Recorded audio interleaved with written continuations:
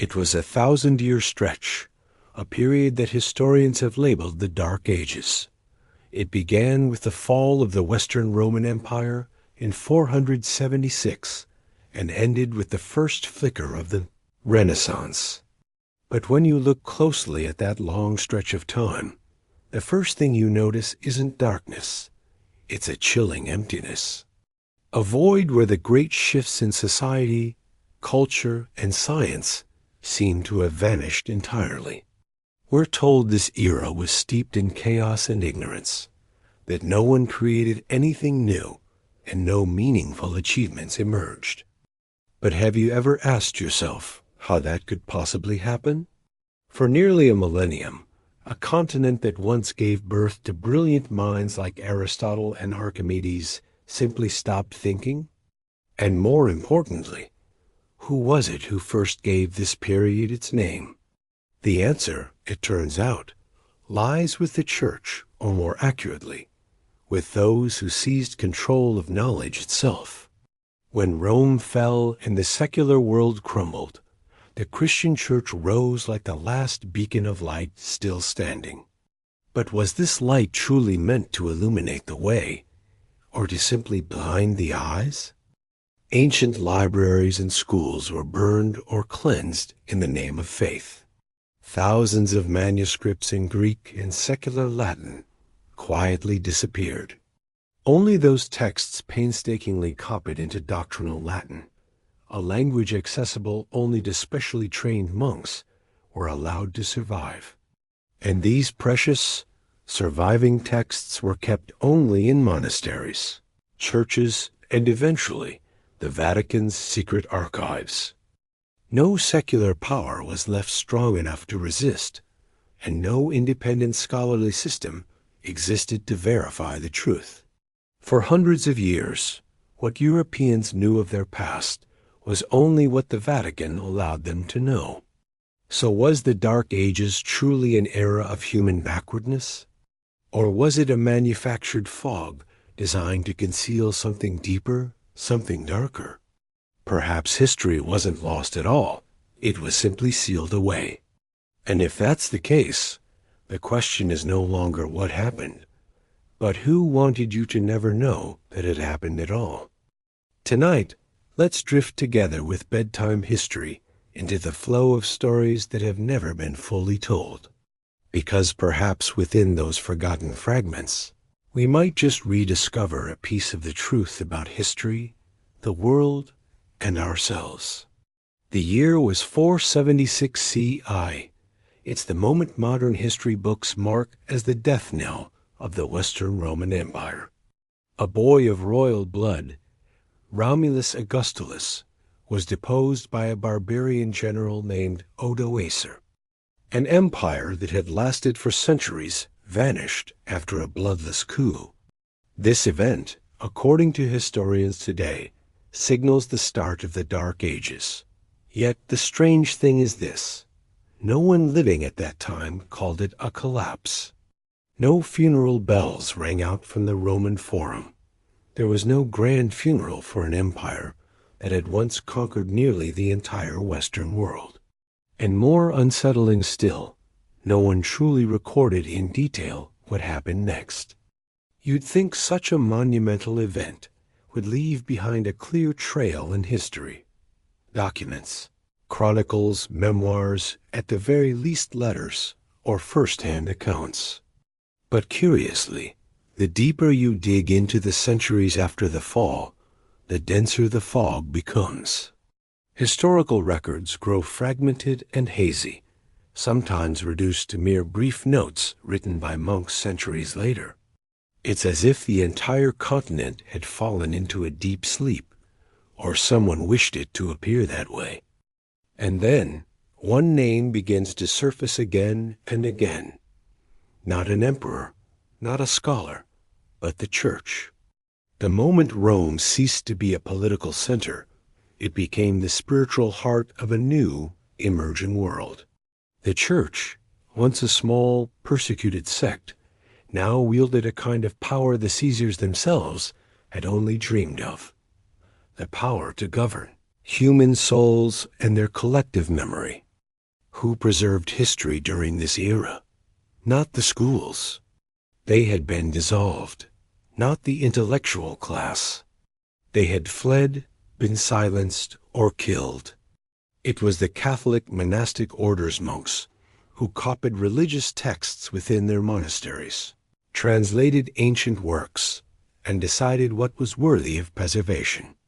Stories, victories, defeats, all were filtered through a theological lens.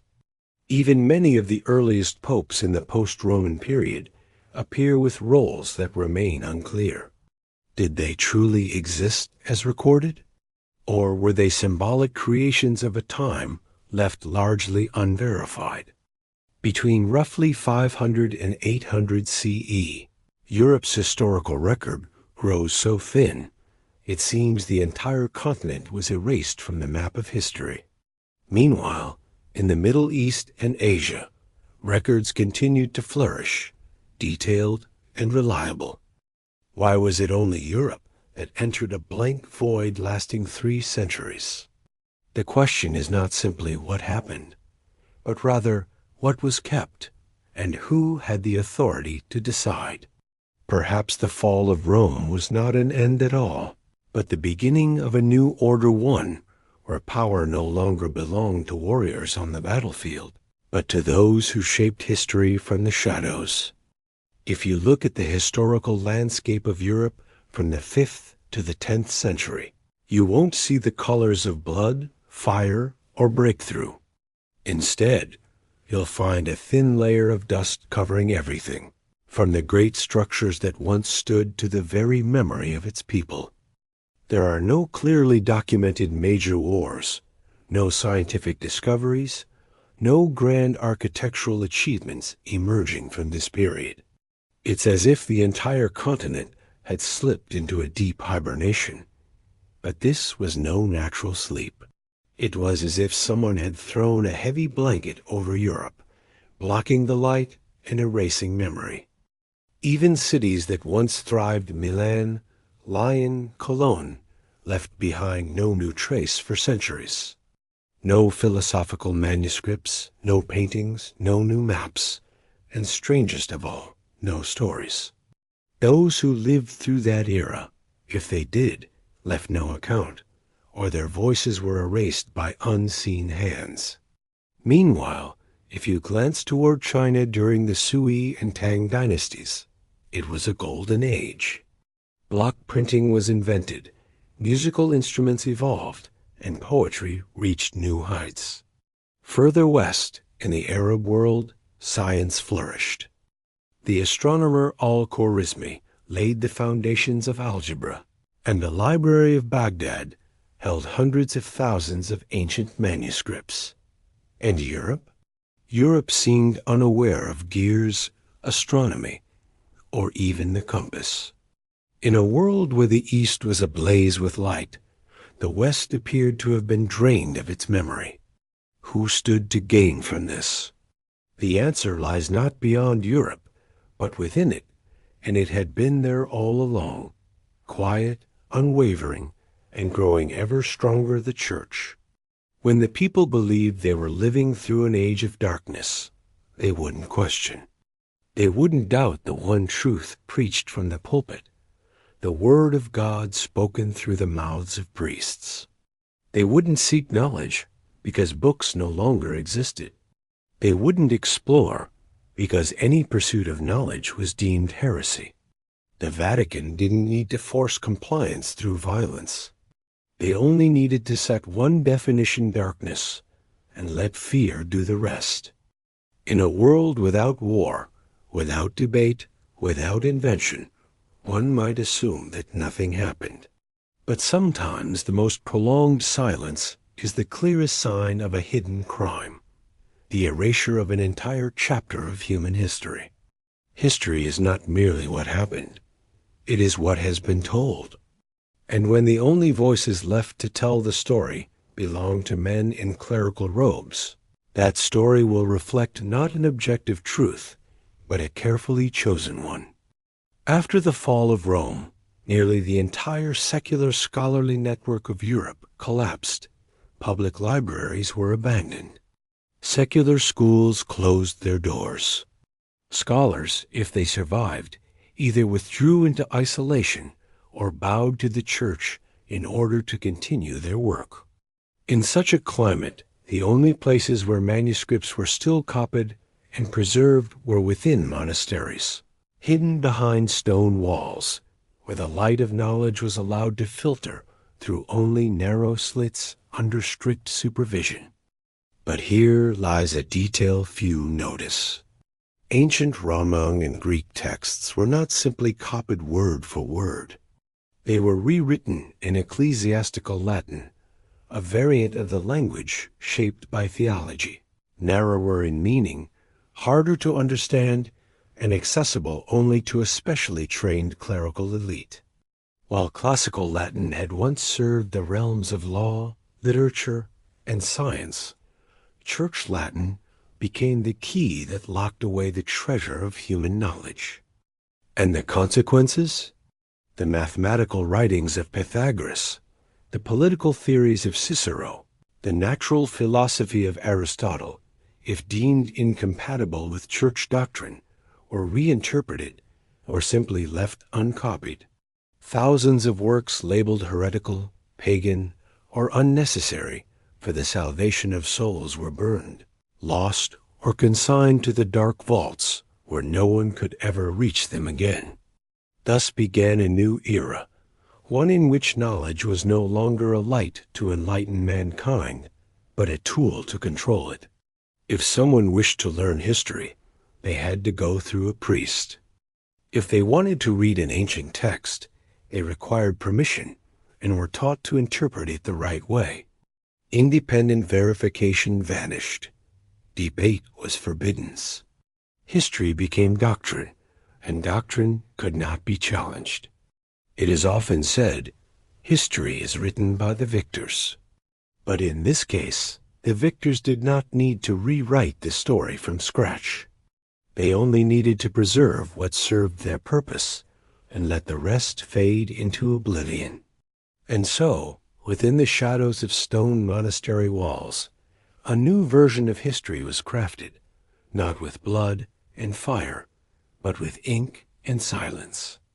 There are silences in history so profound they make you wonder, did those periods truly exist? A bold theory known as the phantom time hypothesis sent shock waves through the historical community in the late 20th century. It claims that roughly 300 years of the first millennium, from about 614 to 911, never actually happened. In other words, we might be living in a timeline that was artificially added. At first, the idea sounds absurd, but when you examine the scattered clues, a chill begins to creep in. Why are there so few reliable events recorded during that span? Why do historical texts from different regions contradict one another when dating the same events? Why do certain kings and battles, even entire dynasties, appear to be mere copies of earlier history, only with different names? Take Charlemagne, for instance. He supposedly ruled in the early 9th century, yet he shares uncanny similarities with Constantine the Great of the 4th century, from military campaigns to forms of governance and administrative reforms. Everything seems like a reprint of the past, yet no one dared to question it. And who had both the power and the motive to manipulate the very flow of time? Scholars often point to three names: Otto III, Holy Roman Emperor; the monk and historian Gerbert of Aurich, later Pope Sylvester II; and, of course, the Vatican. If extra years could be inserted into history, kings could ascend the throne at a divinely appointed moment. An empire could legitimize its rule in the eyes of God simply by adjusting the timeline. And if the Church wished to declare its authority as granted by prophecy, then the timeline itself became the perfect tool. Curiously, the Vatican has never publicly refuted this theory, but neither have they confirmed it. As with many moments in history, The Church's silence isn't a denial. It's a way to keep every possibility within their grasp so that no one can ever truly verify or disprove the truth. A force that controls both knowledge and time has no need to argue. It only needs to outlast all doubt. And so we may be living within a history that has been edited like a theological manuscript, crafted by those who understand how to wield time as a tool of dominion, not through weapons, but through the calendar. Perhaps the world we inhabit is not only fragmented, but staged. A theater where the past is curated, the future is guided, and the present is a place where real memories and fabricated ones intertwine in silence. If you open the list of popes recorded by the Vatican from the 8th to the 10th century, you'll find a long succession of names, each titled Vicar of Christ on earth. But here's the strange part. For many of them, there is no concrete evidence they ever truly existed. From Pope Sabinian and Stephen, the third, to names like Valentine, Jonas II, and even John XIV, most of the records about them exist solely in documents preserved by the Vatican itself, with no independent confirmation from sources outside the Church. There are no relics, no contemporary accounts, no significant actions recorded, only brief and vague biographical notes. Secular historians have begun to ask, did these popes truly exist? Or were they products of a historical reconstruction, filling in the blanks of a period that may have been erased or perhaps never occurred the way we've been led to believe? Rewriting the list of popes isn't just an exercise in preserving the past. It's a powerful tool for shaping the legitimacy of present authority. If a pope in the 11th century wished to prove that his position was an unbroken line of succession from St. Peter, the first chosen by Christ, then the chain could not appear broken. Each papal reign had to serve as a sacred link in an unbroken chain. And if a few hundred years of history happened to be missing, all they needed to do was insert the necessary names. It didn't stop there. The Vatican also canonized many figures for whom no archaeological evidence or historical proof exists outside of legend. These saints are often described as having lived, suffered martyrdom, and spread the faith precisely during the very periods now suspected of being empty. A coincidence too convenient to ignore. Relics, bones, and miraculous stories surface just in time, as if crafted to complete a narrative written in advance. And in that grand narrative, the Vatican was not merely a witness. It was the director. What did this systematic creation achieve?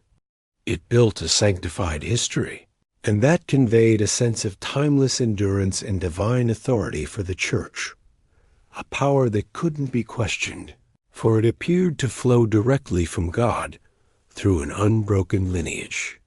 And so no one dared to ask, if one pope never existed, how much more of history has been fabricated simply to preserve the illusion of uninterrupted power?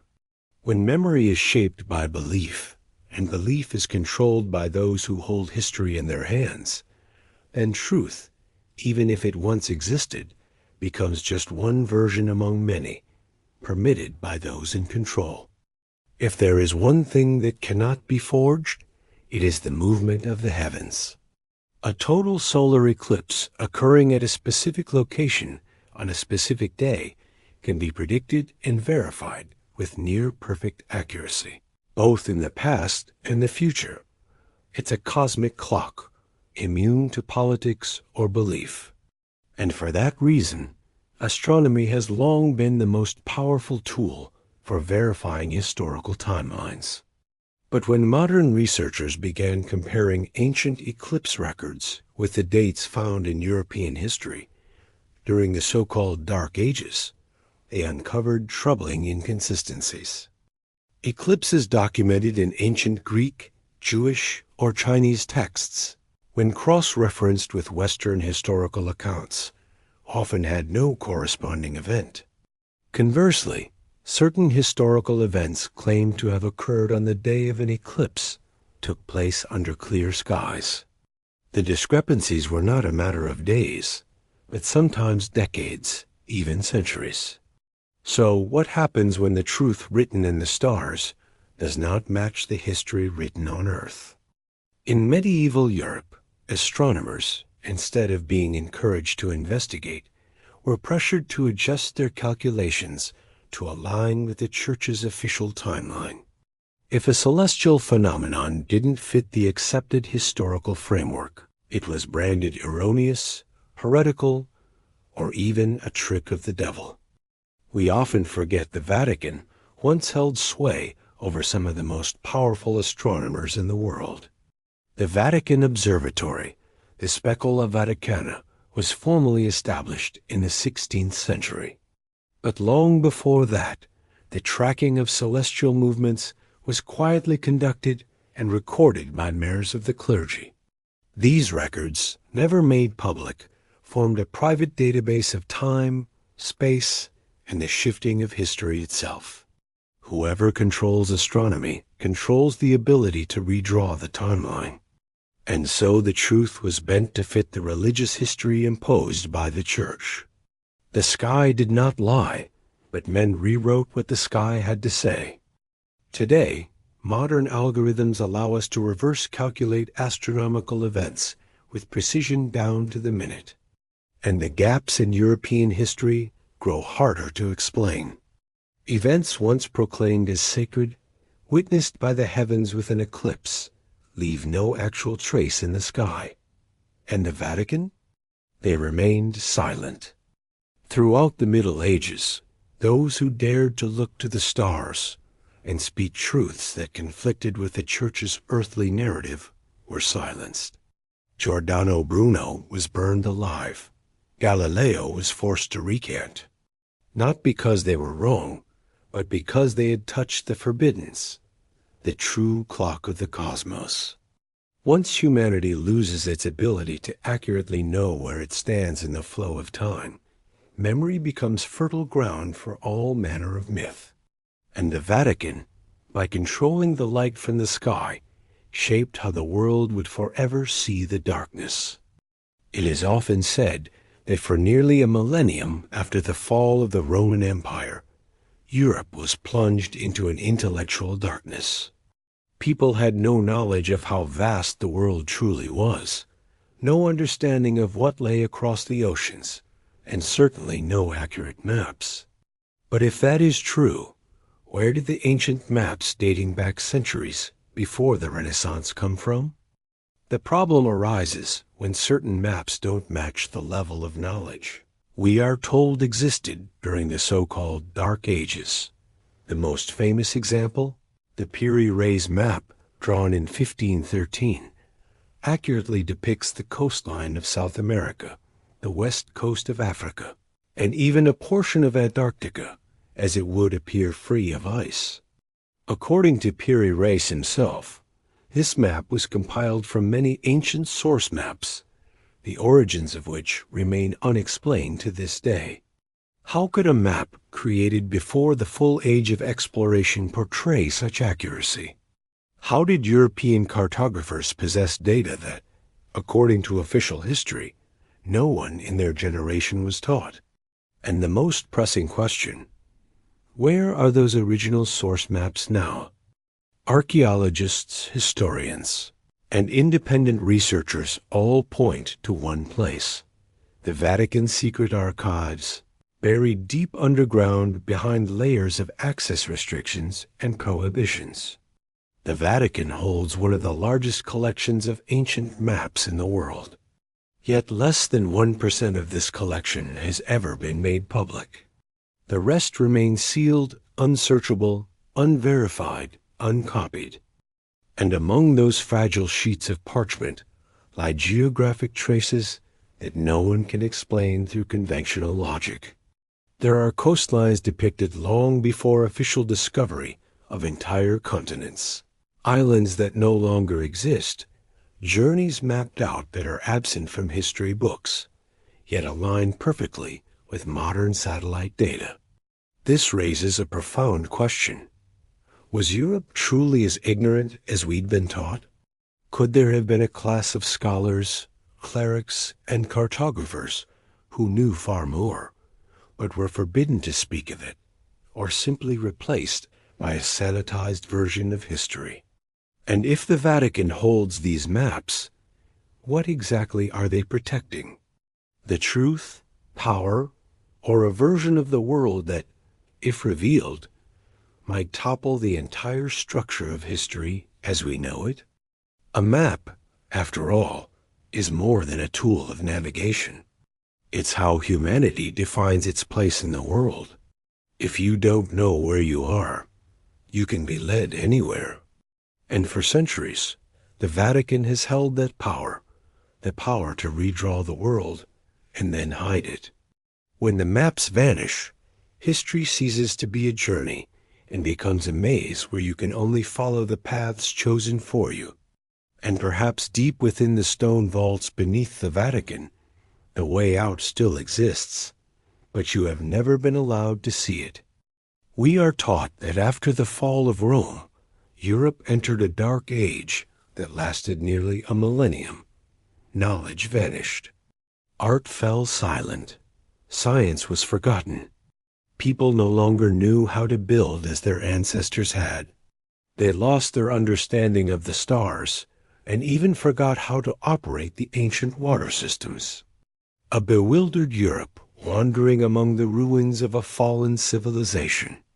That is the image imprinted on generations of minds.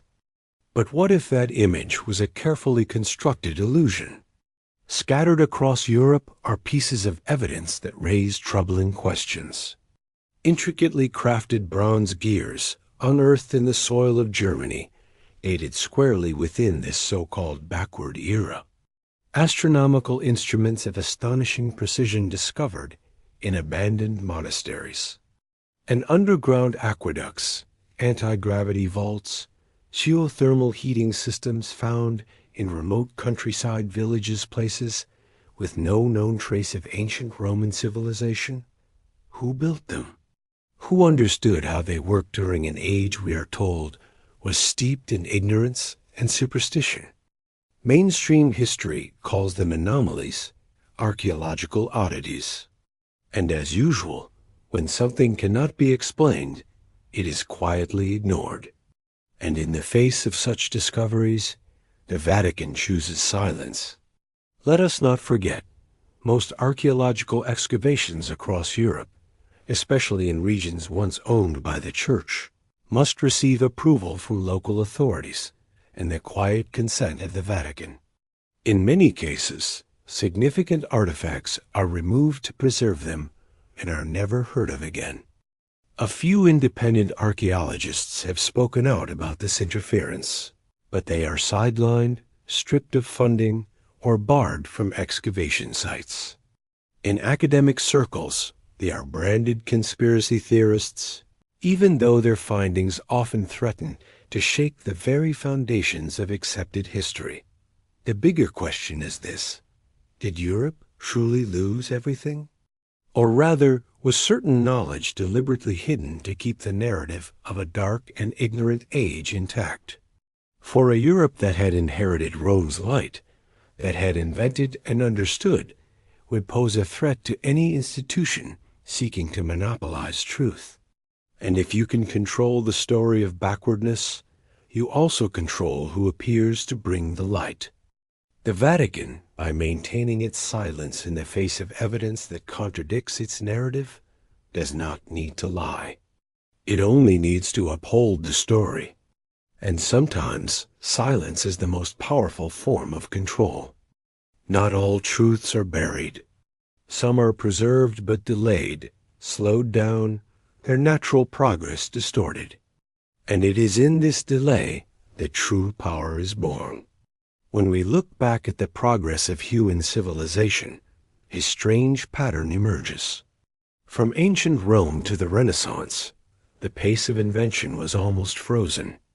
A simple mechanism like the rotating shaft, something the Greeks had mastered, did not reappear until the 13th century. Principles of mechanics, astronomy, and medicine once explored by Aristotle, Galen, and Archimedes vanished only to resurface centuries later as if they were entirely new discoveries. The real question is not why this knowledge disappeared, but who delayed its transmission and for what purpose. Once again, the answer points us back to the Vatican, the sole institution that preserved ancient manuscripts, controlled the vast network of monasteries, schools, and Europe's largest libraries for centuries. In their hands lay the world's knowledge, and the point is not that they destroyed it, but that they selectively stored it, releasing it slowly in carefully measured doses. When a religious power controls not only souls, but also the flow of history, delay becomes a weapon. A society that only copies the Bible and asks no questions will not invent. A generation taught only of heaven and hell will not concern itself with astronomy or anatomy. 1,000 years without innovation does not mean people were ignorant. It may mean they were steered into a pre-written historical script. In this way, time itself ceased to be an objective flow. It became a tool of control. If you control the timeline, you control both the past and the future. The Vatican did this by controlling official history, dictating the dates of events, and deciding when something was allowed to exist in humanity's collective memory. They slowed awakening, not with swords, but by delaying knowledge. And when the world finally rediscovered what once existed, the Church was there to lead the way, as if they had not hidden it all along. It was a subtle strategy, requiring no war, no bloodshed, only the gentle bending of time at just the right moment. And in that controlled flow, an entire civilization would move more slowly, awaiting permission from the hand that held the clock. At the heart of the Vatican, beneath ancient stone blocks where sunlight has never reached, lies a vault shrouded in more legend than fact. It is the Vatican Secret Archives, Archivum Secretum Vaticanum, a place whose very name is enough to send shivers down the spine of scholars for what might lie behind its locked doors. This archive is no myth. It is entirely real, but no one in modern history has been granted full access to it. There are no public tours, no detailed interior photographs, and anyone wishing to study its contents, whether a university professor or an international researcher, must endure layers of approval, strict time limits, restrictions on what materials they may access, and no copies may ever leave. It is said that inside lie over 50 kilometers of shelving, holding more than 1 million documents spanning from the 8th century to the present day. What the public knows is just the tip of the iceberg. The submerged part, the truly sensitive part, remains unseen. No pope has openly entered every section. No cleric has revealed its deepest contents, and every detailed map of the archive's layout remains strictly classified. Rumor has it the archive holds original manuscripts excluded from the Bible, secret records of heresies and ancient magic, private journals of popes from the earliest days to the present, including things they would never publicly confess, and most intriguingly, ancient maps depicting the world in ways vastly different from what we are taught. Yet what makes the Vatican Secret Archives so unique is not the volume of documents, but the way they are withheld. Centuries ago, the Vatican defined the word secretum not as secret in the modern sense, but as private. It was a clever linguistic shield. We are not hiding. We are simply keeping it private. But if what you are keeping private includes the truth about human history, is it still just an archive? No one knows exactly what is concealed within. But everyone knows this. If there is any place on earth capable of guarding the missing pieces of history, it is this one. Not because of its depth, but because of the absolute silence that surrounds it. And when a religious institution holds a library where even kings, professors, and scholars cannot freely enter, then perhaps true power does not rest upon a throne, but upon a shelf no one has yet been allowed to fully read. There are documents that were not lost, not damaged, not destroyed by war, but simply hidden carefully, systematically, intentionally. Inside the Vatican secret archives, according to scattered accounts from a few scholars granted limited access, there are ancient manuscripts that predate the Middle Ages, even the very birth of the Christian Church. They are not myths.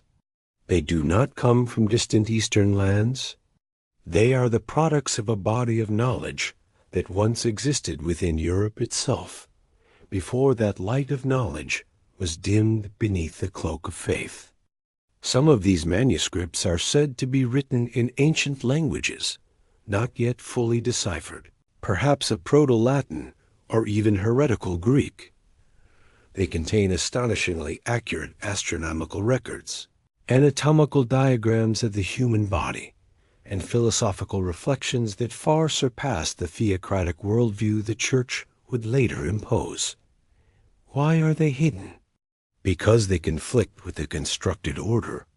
If there were proof that Europeans once possessed advanced knowledge even during the so-called Dark Ages, the entire narrative of Christ brought light back to a dark world would crumble. If wisdom existed outside of the Bible, the Church would lose its claim to sole authority over truth. An ancient manuscript detailing non-Euclidean geometry from the 4th century. Another describing planetary motion along elliptical orbits, concepts not publicly introduced until Kepler's time. Or a medical handbook from Gaul, written in a mix of Latin and Celtic, containing healing formulas modern medicine still cannot replicate. These things were not forgotten. They were concealed. And the strange thing is this: whenever someone happens to uncover a fragment, a passage, a single page, someone always appears to retrieve it, invariably under the guise of cultural preservation or protecting the faithful from distortion. But truth does not need preservation in the shadows. It needs only to be free. Yet the Vatican, acting as both guardian and gatekeeper, has granted itself the power to decide what may be revealed and what must remain dangerous. And dangerous here does not mean false, but rather too true, too soon. Perhaps these manuscripts have not been lost at all. They may still lie preserved within stone walls, upon wooden shelves, in perfect condition. But as long as they remain unread, unshared, unseen, they might as well not exist. And that is the most insidious form of destruction history has ever known. Knowledge, preserved so that it can never spread. Perhaps no book in human history has been more tightly controlled across the millennia than the Bible. More than just a sacred text, it has served as the legal, political, and social foundation for a vast spiritual empire stretching from Europe to South America. Yet, what few people realize is this: the Bible we read today is not the original, but the result of a long process of editing, selecting, and erasing. The Vatican has never denied this, but it has never explained why certain texts were excluded or what might happen if they were released to the public. Scholars refer to them as apocrypha, but the word apocryphal here doesn't mean false. It simply means these writings were not permitted to circulate, not to be read in church, and not included in the official canon of the Bible. Among them are powerful texts like the Gospel of Thomas, the Gospel of Mary Magdalene, and the Book of Enoch. These writings present a very different image of Jesus, not as a distant supernatural figure, but as a spiritual teacher calling for inner awakening and urging people to seek truth within themselves rather than depending on any religious institution. If that were accepted, what then of the Church's unique role? What of its position as the intermediary between man and God? Some texts go even further, speaking of human history before Adam, describing cycles of destruction and rebirth on earth, or referencing the existence of beings of light not part of the visible world. Such ideas stand in direct opposition to the creation doctrine the Vatican has upheld for thousands of years. And so, rather than allowing these texts into academic discourse, they were stamped as heretical. For centuries, simply possessing a copy of one of these texts could lead to execution, burning at the stake, or life imprisonment. Even more telling, many of these texts were later discovered in ancient monasteries, secretly copied by monks, as if they knew that one day the truth would need to be told. Today, although some of these works have been declassified and republished, the Vatican still refuses to recognize the doctrinal value of any of them. They remain silent, they invoke sacred tradition. Yet, with each passing day, the question becomes more obvious. If these writings were truly worthless, why hide them so well? Perhaps what the Vatican fears most is not that people will believe the words, but that people will start asking questions. And in history, every true awakening has always begun with a question that seemed at first harmless. Not every war is fought on the battlefield. Some are far more silent, with no swords or shields, yet capable of setting entire civilizations back by centuries. These are the wars waged against ideas, where the enemy is knowledge itself. Throughout the Middle Ages, anyone who dared to question official doctrine, explore forbidden subjects, or even be too curious, risked being branded a heretic. And for that crime, the punishment was never light. One of the most striking examples is Giordano Bruno, a philosopher and Dominican friar. He was no rebel. He believed so deeply in the greatness of creation that he could not accept that the universe had only one center. He taught that there were countless worlds and suns, and that God could not be confined to what was written in Scripture. For these ideas, the Vatican burned him alive in 1600 in Rome's Campo di Fiori. Bruno was just one of thousands. Monks who dared to translate ancient manuscripts, researchers in ancient medicine, astronomers, historians, anyone who touched knowledge that had not been approved, all risked charges of heresy. They were tried in secret courts where no evidence was needed, only accusation. Sentences ranged from lifelong imprisonment to torture for repentance, or burning at the stake to purify the soul. People often speak of the Inquisition as an era of religious terror, but few understand that it was the most sophisticated machine ever built to eliminate intellectual dissent. It punished not only individuals, but ideas. Books were burned, manuscripts erased. Truth itself was extinguished before it could spread. A book that took 20 years to write could be reduced to ashes in minutes. More terrifying still, the long silence that followed made future generations believe those works had never existed at all. In such an atmosphere, silence meant survival. Questioning meant death.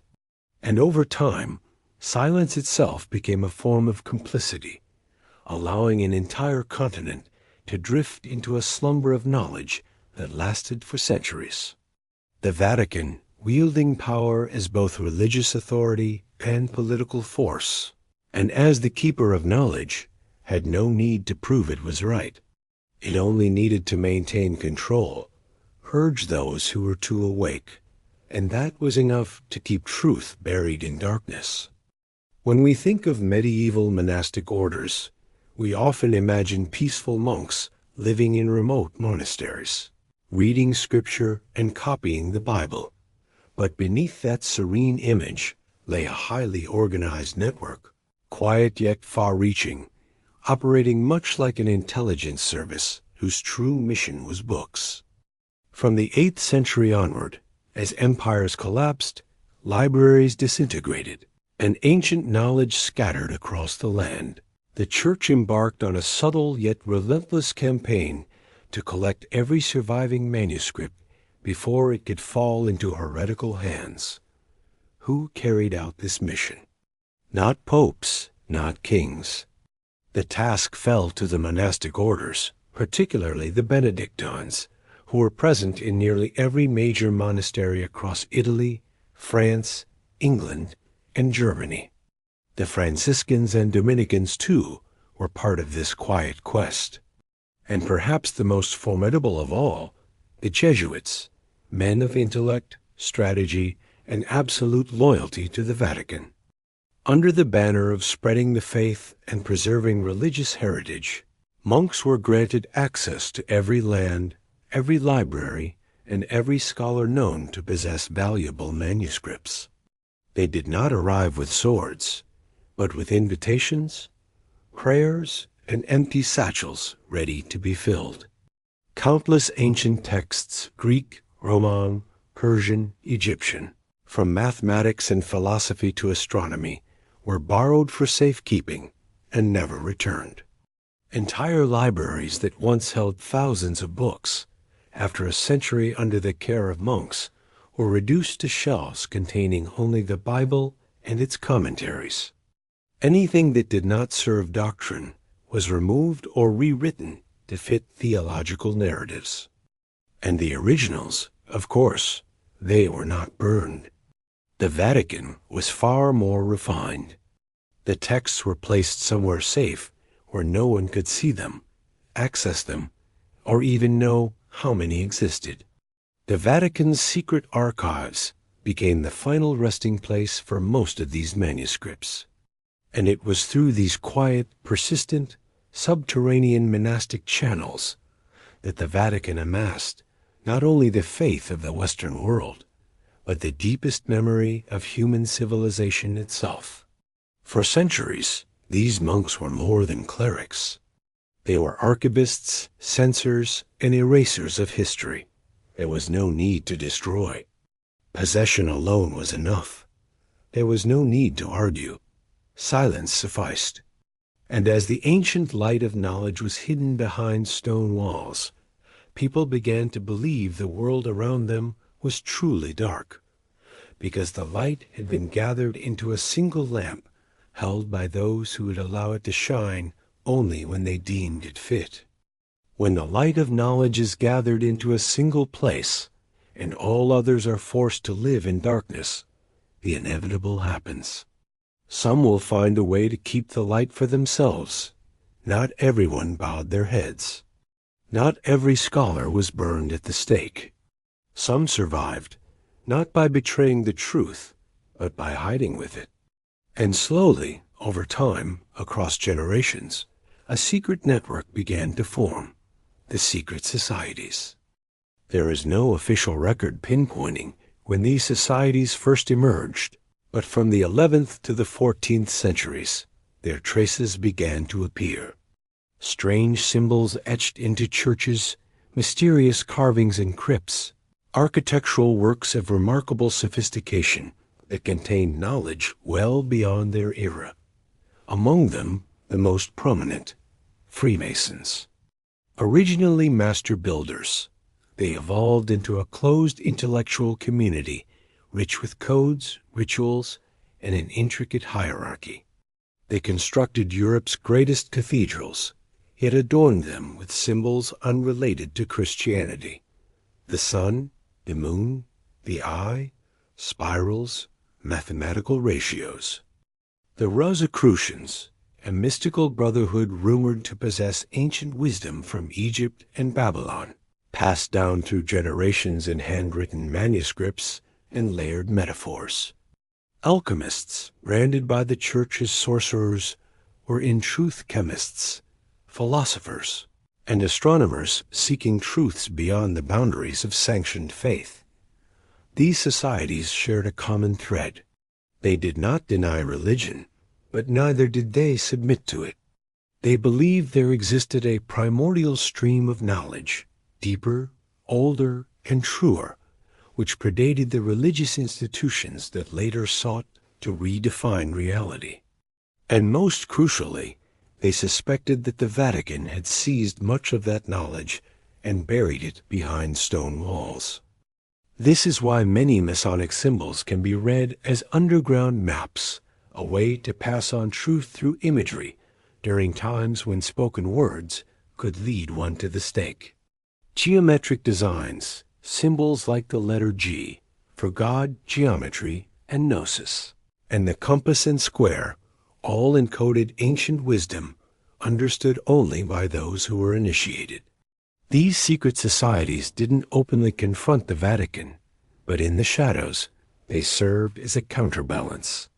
They didn't seek to overthrow religious authority, only to ensure that the flame of knowledge was not extinguished. And this raises a deeper question. If secret societies managed to preserve fragments of the truth for centuries, it means the Vatican couldn't control everything. History, no matter how distorted, always leaves traces. And sometimes it is those who operate quietly on the fringes who hold the final key, the one that can unlock the door leading out of the Dark Ages. In every totalitarian regime, control over weapons or wealth is never the ultimate goal. The truest form of power is the ability to shape how people think. To control thought, you don't need to brainwash. You simply need to leave people with nothing to think about. When history falls into the hands of a select few and knowledge is dispensed drop by drop, the public mind gradually empties. People don't question, not because they are forbidden to, but because they no longer know what is worth questioning. It was during the so-called Dark Ages that a vast mechanism of mental control silently took hold, extinguishing the flame of awareness by draining the fuel of knowledge. In monasteries, monks copied the Bible endlessly, but not the works of Aristotle or Archimedes unless they served doctrine. In churches, the faithful were taught about sin and salvation, but never about social structure or true history. Generation after generation grew up with only one vision of the world, that they were sinners, and that only the church held the key to their salvation. And so, ignorance became a kind of faith. Those who knew little were seen as devout. Those who asked questions were seen as dangerous. Knowledge ceased to be noble and became a sign of arrogance, even heresy. This was not natural ignorance. It was engineered ignorance, cultivated, maintained, and fiercely protected.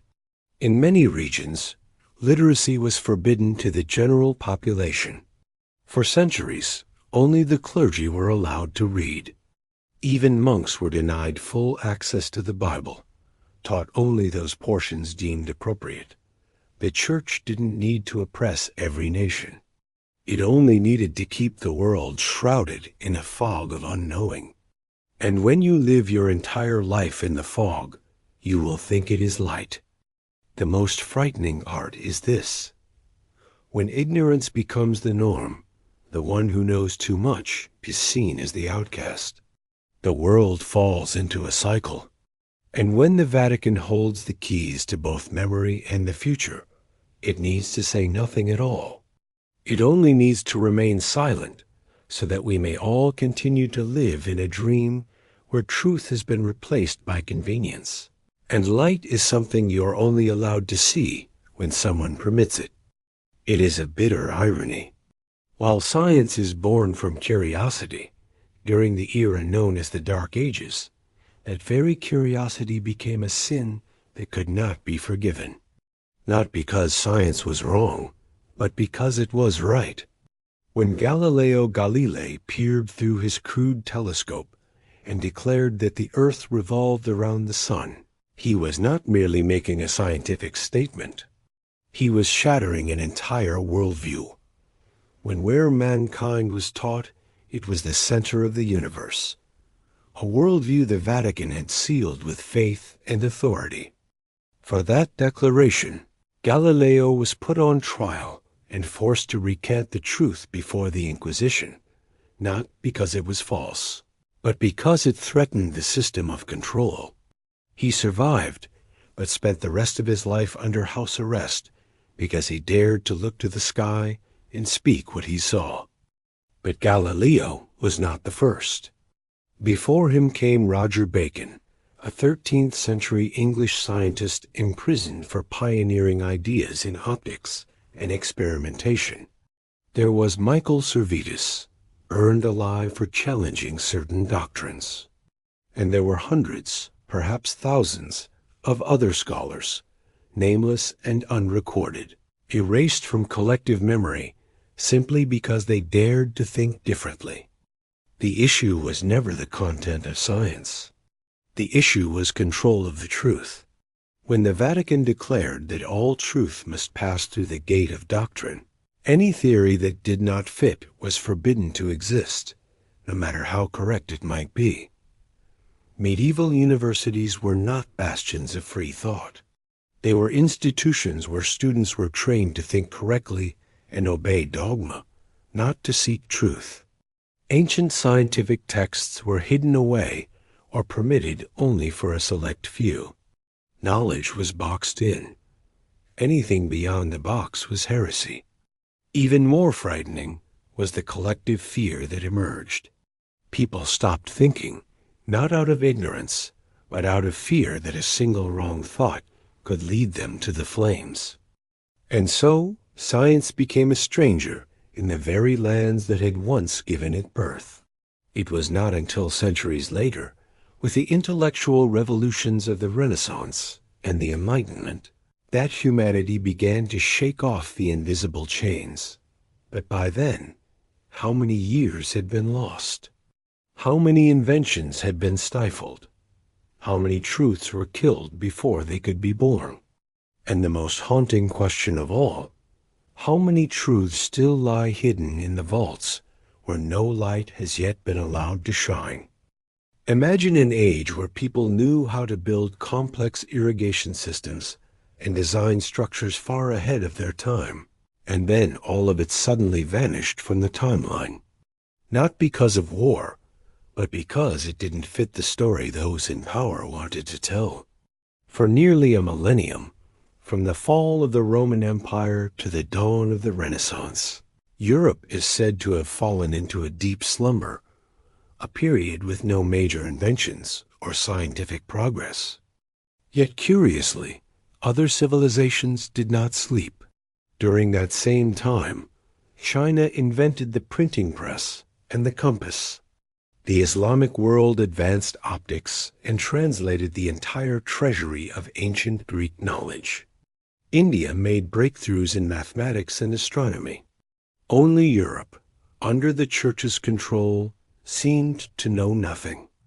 In truth, it wasn't that Europe lacked creativity. It was that periods of creativity were deliberately erased from collective memory. Inventors, thinkers, and architects may have existed, but their work was never acknowledged or passed on. Or worse, it was replaced with tales of miracles. If a grand structure was built that exceeded the techniques of the era, no one sought the engineer. They sought a relic. They claimed a saint had touched the stone, and the cathedral rose overnight. And so, miracles became the answer for everything that was not allowed to have an answer. That narrative was not harmless. It stripped away belief in human potential. It smothered the desire to question and left future generations too afraid to ask, if not a miracle, then what? In ancient maps and in documents hidden deep within the Vatican secret archives, many scholars believe there is evidence of these broken periods of creativity. Strange notations of unknown origin, blueprints beyond the capabilities of the time, notes no one dares to translate. But when miracle is used as the excuse, every question becomes an insult to faith. And so, brick by brick, knowledge was replaced by the fog of dogma. No one remembers the creators, but everyone remembers the miracle. And in that collective forgetting, power was reinforced. You don't need chains if children grow up in a prison they believe is a school. You don't need force if you can control collective memory. For centuries, education was not a tool for enlightenment. It was an extension of power. In medieval Europe, the Vatican controlled the entire school system, from lesson content to teaching methods. A child born into that world would be taught that the earth was the center of the universe, that mankind was created in 6 days, and that all knowledge lay within the Bible. And if anything contradicted those sacred words, the fault was not with the text, but with the child. From a young age, children were taught to believe before they understood, to memorize before they questioned. Critical thinking wasn't merely discouraged, it was considered sinful. In that system, faith was supreme and obedience was the highest virtue. What children weren't taught was even more alarming than what they were. They weren't taught about other civilizations, or about Greek science, or Islamic medicine. They were taught that all knowledge comes from God, and through one authorized intermediary, the Church. This wasn't an oversight. It was a strategy. When a child is raised on a distorted version of history, they grow up not just lacking information, but lacking the ability to recognize that they are missing it. They would go to church, learn to read, and believe the world had always been this way. That knowledge was the privilege of those in robes, and that truth came not from experiment, but from sacred sermons. Thus, an entire generation became faithful followers, not of religion itself, but of submission. The truth never needed to be completely hidden. It only needed to be replaced with more manageable versions and injected into young minds before they were strong enough to defend themselves.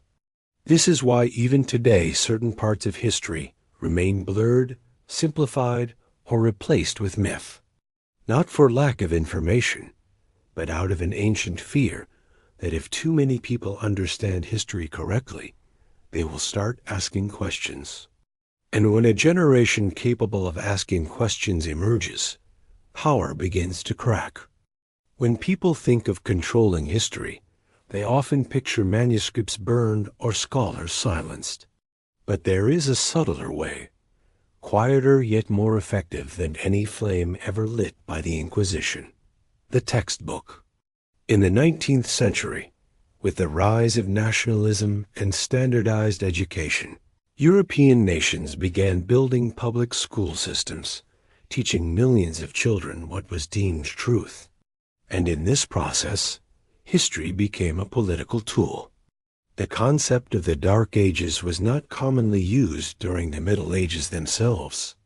It was reimagined by 19th century scholars and reformers to serve a very clear purpose: to divide human history and glorify the present. By painting the 1,000 years after Rome's fall as a time of darkness, the intellectual elite of the 19th century could proclaim that their own age was the true age of enlightenment. To do that, they needed to turn the past into a collective nightmare, an era of superstition, ignorance, and stagnation. Convenient, isn't it? If you want to celebrate the light, first create the darkest night imaginable before it.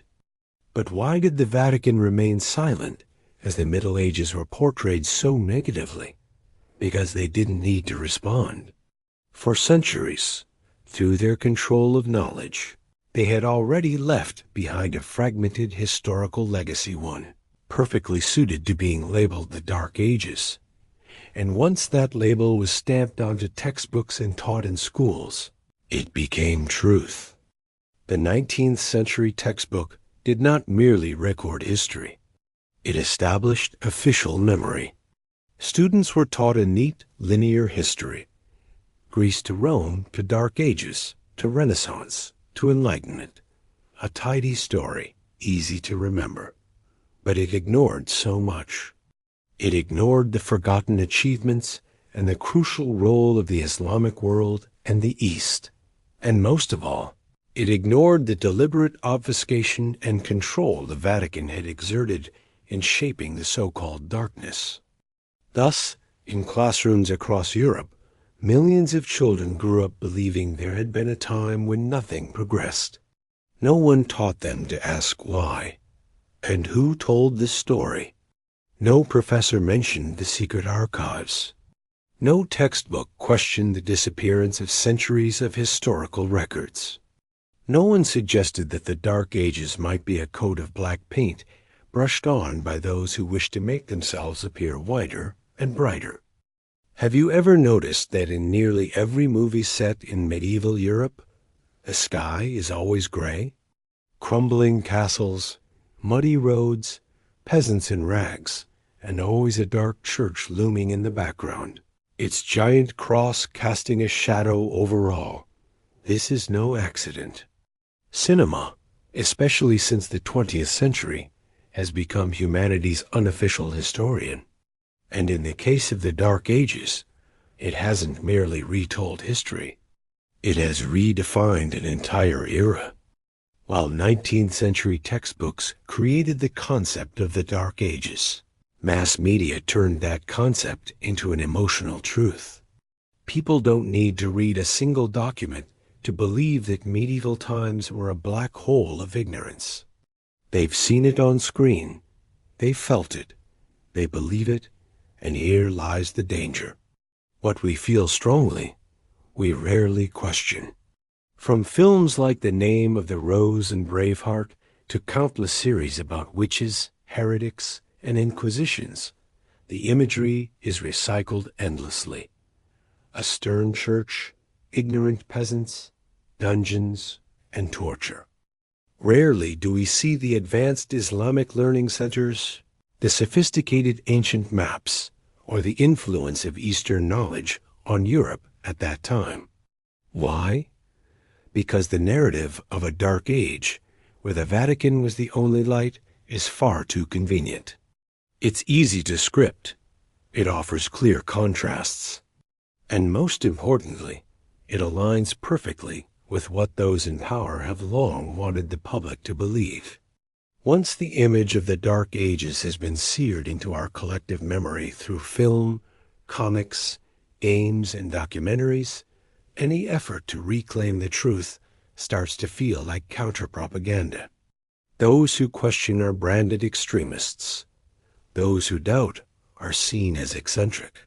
Anything that contradicts what we've all seen is instantly resisted. The reality is this. During the so-called Dark Ages, there were quiet advances in agricultural techniques, mathematics, and Gothic architecture. There were schools of logical thought within monasteries, but such details rarely make it to the screen. And the Vatican?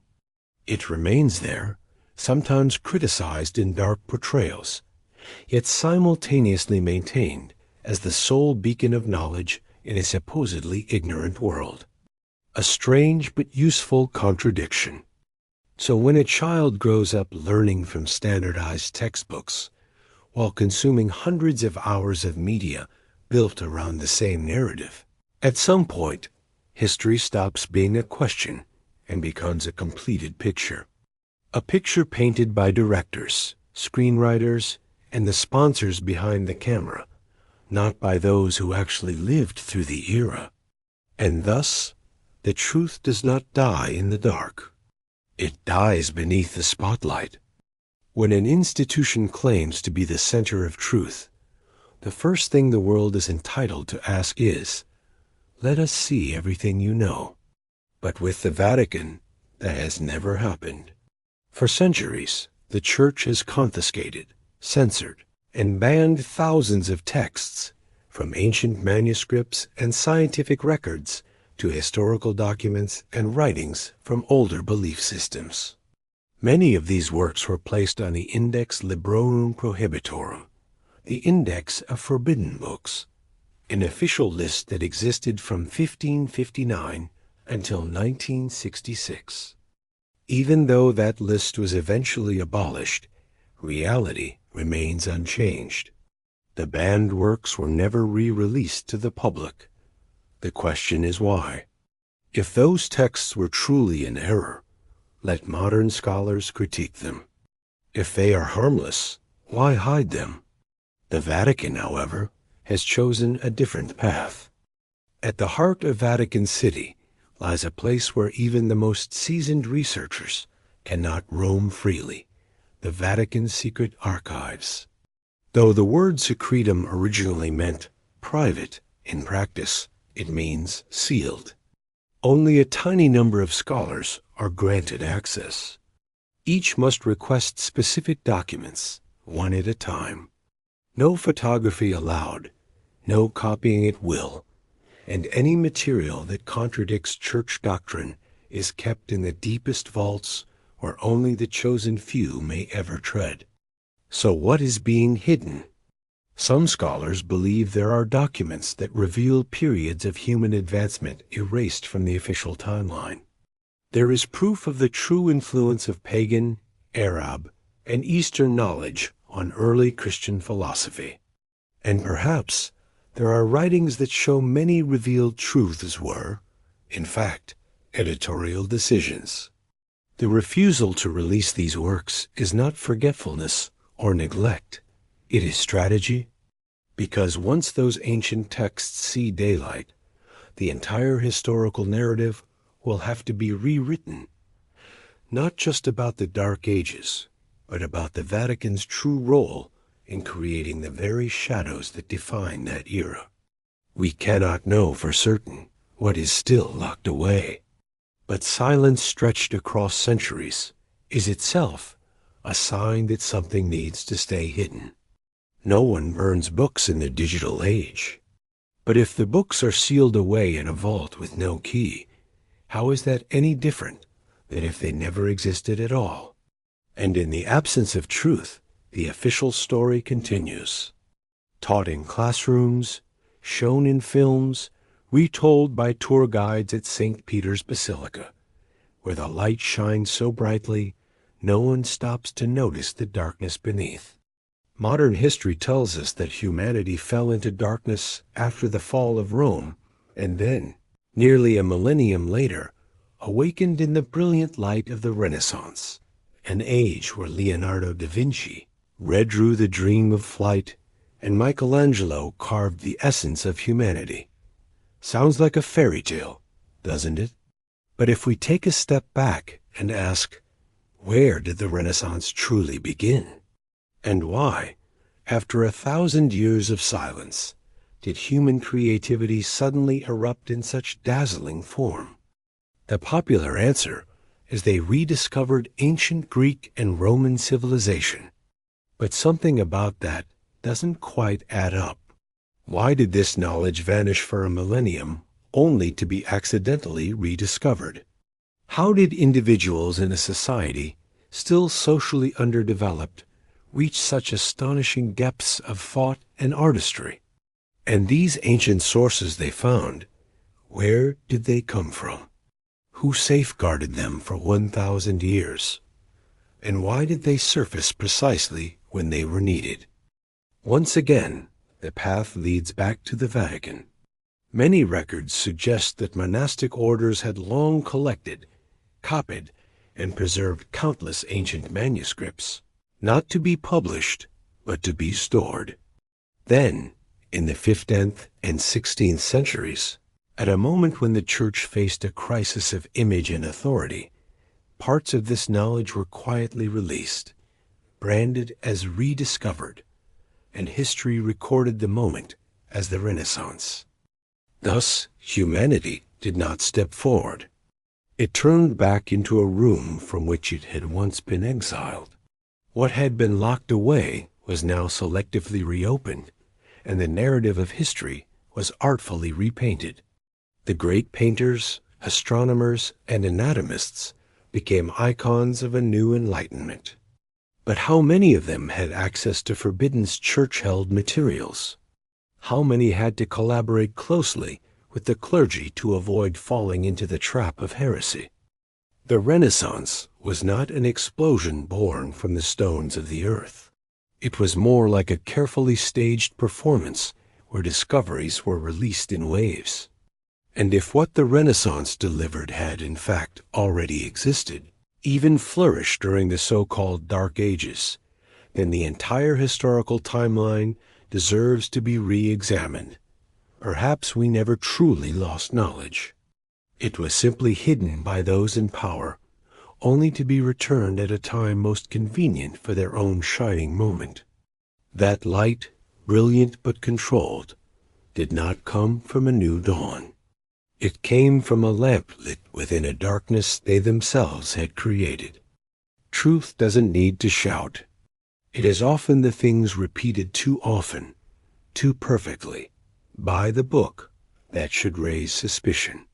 From our earliest years, we are taught that history flows naturally. Rome falls, the world enters a dark age. Then humanity awakens through the Renaissance and into the modern era. Everything seems logical, clear, unquestionable. And that is precisely the problem. Because real history is never that smooth. Real history is messy and full of contradictions, gaps, and fractured truths. Yet what we learn is strangely seamless. This leads to one inevitable question. Has someone rewritten history? Not to deceive, but to direct it. And if so, who had the power to do so? Only one group in history has ever controlled all three: knowledge, spirituality, and time. Not kings, not philosophers, not scientists, but the Church. When the Vatican held the entire archive of ancient texts, when monasteries were the only places allowed to copy manuscripts, when ideas that contradicted doctrine were branded heresy, and when the past was retold from the pulpit, history ceased to be truth. It became a tool to shape belief, to control thought, and above all, to make us forget who we once were. Did you know there are stretches of history that scholars now question ever truly existed? Events that repeat, timelines that jump, figures seemingly cloned under different names? These are not conspiracy theories. They are serious academic hypotheses now back on the table. And if those hypotheses are true, if what we believe to be history is actually a version edited, staged, and spliced, then the question is no longer, are we being lied to? But what do we even remember of the original truth? And when collective memory is rewritten long enough, thoroughly enough, it becomes reality. A reality we are born into, grow up within, and ultimately die believing, never knowing it may not be what actually happened. In every civilization, those who ask questions are essential. They are the catalysts of progress, the needles that pierce the bubble of consensus. But there is a strange paradox. The more precisely they ask the right question, the more likely they are pushed to the margins. In the field of historical research, there is a long list of scholars, linguists, archaeologists, astronomers, and even clergy who have put forth theories that shake the very foundations of the established timeline. And their outcomes tend to look eerily similar: dismissed, discredited, funding cut, and sometimes disappeared. Some are labeled eccentrics, conspiracy theorists. Some abruptly resign without explanation. Some vanish during archaeological expeditions. Some take their own lives just as they are about to reveal earth-shattering findings. What do they all have in common? They touched something the Vatican is not yet ready for the world to know. Remember, it is rarely the Vatican itself that acts directly. It doesn't need to. There is an entire system, cultivated over centuries, ready to silence any voice that strays too far. Academia, research foundations, publishing houses, and media all play a part.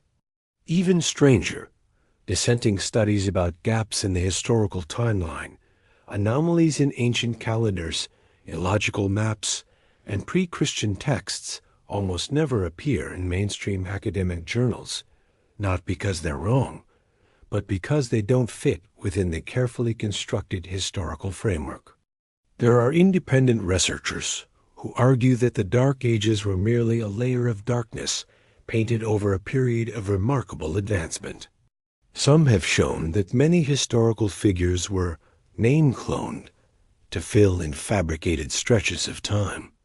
Others claim that the Vatican influenced the entire dating system through the adoption of the Julian and later Gregorian calendars, tools that appear scientific but conceal political choices. These researchers don't last long in the field. This is no coincidence. It is an unspoken rule within academia. If you touch the forbiddance, you will have no place, even if you are right. And that fear spreads like an invisible disease. Those who remain, who know very well what happens to those who go too far, learn to stay silent, learn to bow their heads, learn to write within standards, until one day censorship is no longer needed because no one dares to write otherwise. For over a millennium, the Vatican has stood tall at the heart of Europe, an untouchable symbol of power, a place where heads of state still kneel, a religious center whose influence transcends borders, regimes, and centuries. But the closer you approach that grandeur, the more you sense that something is being concealed, not behind darkness, but behind a light that is blindingly bright.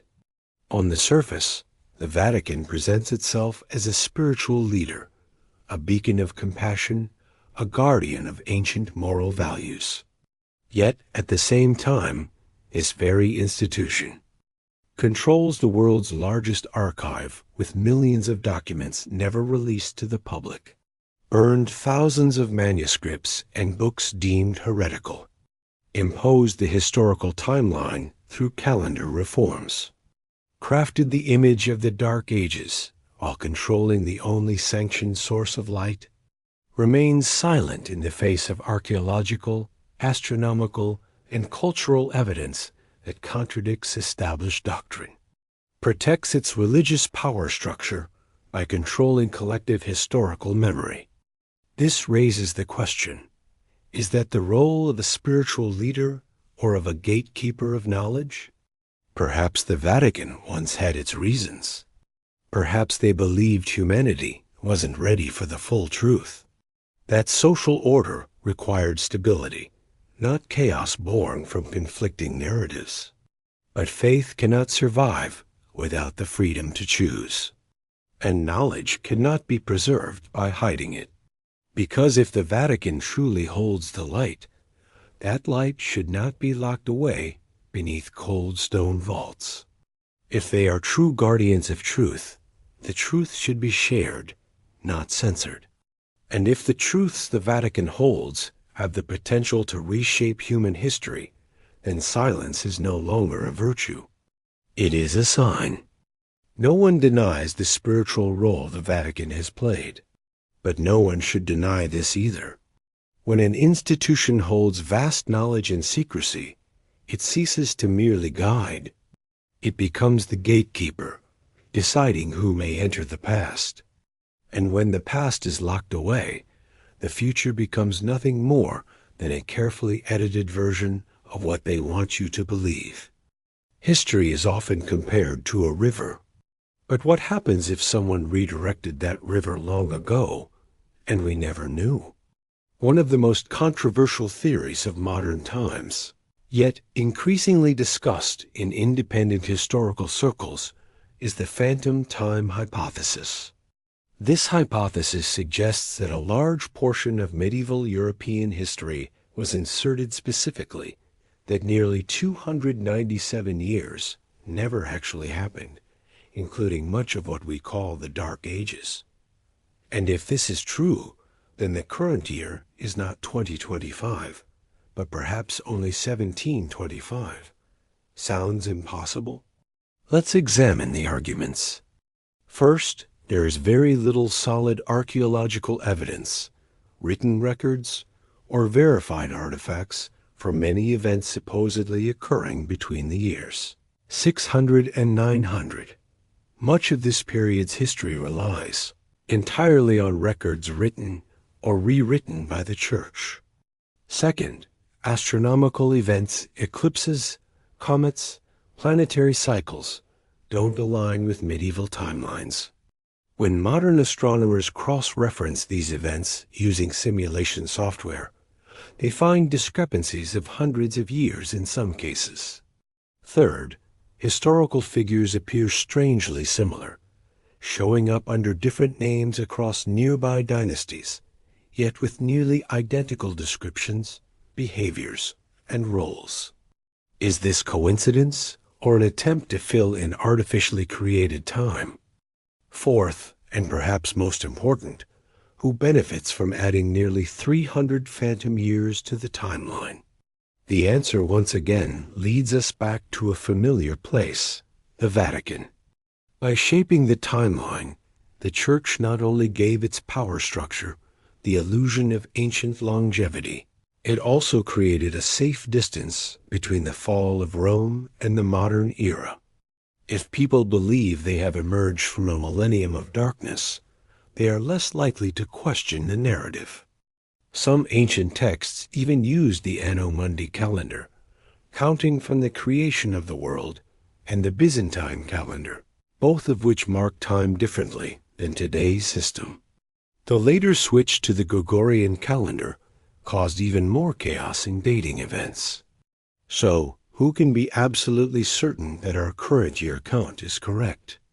If the full truth buried for centuries were revealed, the year 2025 might shrink by several hundred years. Not in terms of technology or societal progress, but in the accuracy of our timeline. Now imagine we live in a modern world with AI and space exploration. Yet our very timeline may be flawed at its foundation. And if time is the framework that defines history, when time itself is wrong, then the entire human story must be rewritten. No one can say with certainty what the truth is. But as more questions rise, one thing becomes increasingly clear. We don't truly know where we are, because perhaps we have never truly known where we came from. We are born into a world of names, dates, and stories already written. We open our eyes in the year 2025, surrounded by books telling us about thousands of years past of empires that fell, kings who rose, revolutions that shaped the world. And we believe, because no one wants to begin their life by asking, "Where am I?" if everything I know about before could be wrong. But then, within the smooth flow of history, there are cracks, there are gaps, there are things that don't add up. And each time we touch one of those fractures, history becomes a thick door opening just a crack, just enough to glimpse that perhaps someone once stood here before us, but their name was erased. We speak of progress.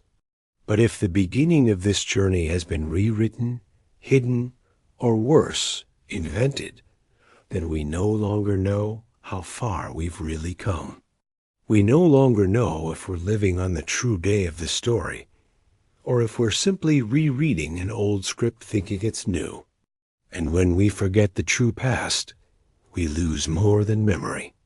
We may lose the power to shape the future. So if there is anything more dangerous than forgetting, it is forgetting by design. History doesn't need you to believe. It only needs you to ask. And if this journey has made you question what once seemed clear, then perhaps you've just taken your first step into a truth long hidden. If you believe this story is worth continuing, hit subscribe, not just to follow, but to keep these unanswered questions alive. Because sometimes a single right question is enough to shake the foundations of a carefully locked past. And so, our journey into the past comes to a quiet close. If you're still awake with me, I hope this tale brought you a little peace. If you enjoyed our time together, a gentle like lets me know. And subscribing means you'll never miss the next calm adventure. If you know someone who might need a little comfort tonight, feel free to share this story with them.